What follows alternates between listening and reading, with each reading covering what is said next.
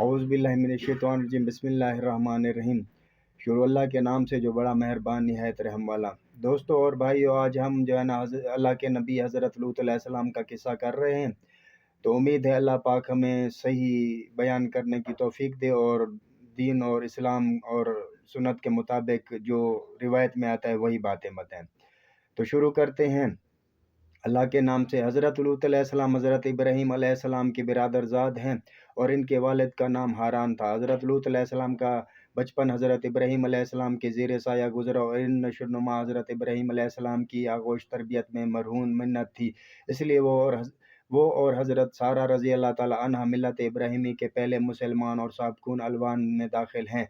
ये और उनकी बीवी हज़रत इब्राहीम अलैहिस्सलाम की हिजरतों में हमेशा साथ रहे और जब हज़रत इब्राहीम अलैहिस्सलाम मिस्र में थे तो इस वक्त भी ये हम सफ़र थे। हज़रत इब्राहीम अलैहिस्सलाम ने हज़रत लूत अलैहिस्सलाम से फरमाया, मिस्र से हिजरत करके शर्क़ उर्दन के इलाके सदूम और आमूरा चले जाएँ और वहाँ रहकर दीन हनीफ की तबलीग करते और हज़रत इब्राहीम अलैहिस्सलाम की रिसालत का पैगाम हक़ सुनाते रहे। और हज़रत इब्राहीम अलैहिस्सलाम फिर वापस फ़लस्तीन चले गए और वहाँ रहकर इस्लाम की तालीम और तबलीग को सरबुलंद फरमाते रहे। बिस्मिल्लाहिर्रहमानिर्रहीम। हज़रत इब्राहीम अलैहिस्सलाम वल मलाइका। उधर ये हो रहा था कि दूसरी जानिब हज़रत इब्राहीम अलैहिस्सलाम के साथ ये वाक़या पेश आया कि हज़रत इब्राहीम अलैहिस्सलाम जंगल में सैर कर रहे थे तो उन्होंने देखा कि 3 अशख़ास सामने खड़े हैं।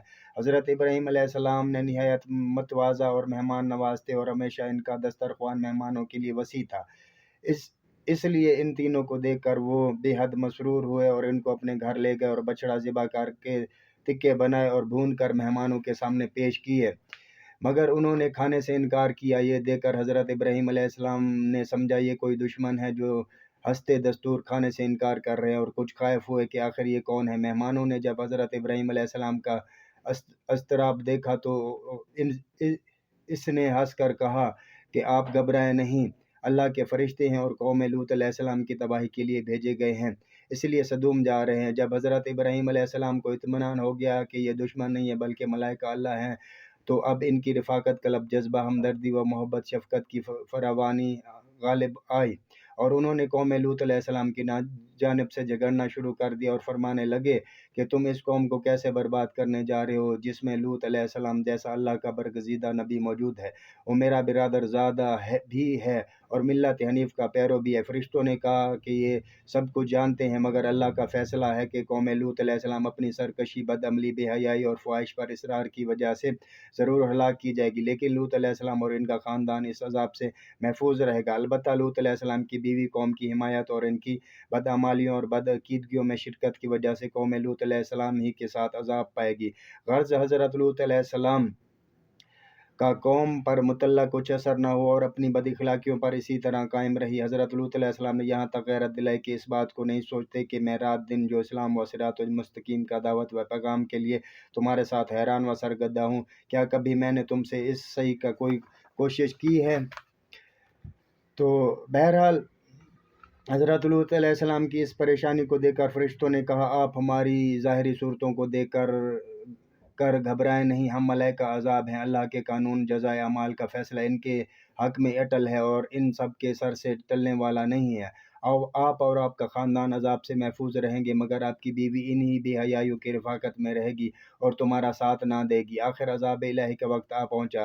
इब्तिदा शब हुई तो मलाइका के इशारे पर हज़रत लूत अलैहिस्सलाम अपने ख़ानदान समेत दूसरी जानिब से निकल कर सदूम से रुखसत होकर और इनकी बीवी ने इनकी रफ़ाकत से इनकार कर दिया और रास्ते से ही लौट कर सदूम वापस आ गई। आखिर शब हुई तो अव्वल एक हैबतनाक चीख ने अहले सदूम को तह व बाला कर दिया, फिर आबादी का तख्ता उठाकर उलट दिया और ऊपर से पत्थरों की बारिश ने इनका नामो निशान मिटा दिया और वही हुआ जो गुज़िश्ता कौम की नाफरमानी और सरकशी का अंजाम हो चुका था। हज़रत लूत अलैहिस्सलाम अपने ख़ानदान के सदूम से हिजरत करके ज़ोगर या ज़गर की बस्ती चले गए जो सदूम से करीब ही आबाद थी। आफ्ताब निकलने के बाद जब उन्होंने सदूम की जानिब देखा तो वहाँ हलाकत व बर्बादी के निशानात के सिवा और कुछ न था।